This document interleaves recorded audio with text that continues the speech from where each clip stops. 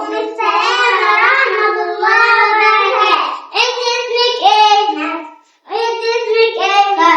انتوا في حضانة ايه؟ حضانة أم المؤمنين. بتتعلموا فيها ايه؟ حاجات كتيرة أهمها أحكام القرآن. يعني أنا لو سمعتكوا آية دلوقتي هتعرفوا تطلعوا الحكم اللي فيها؟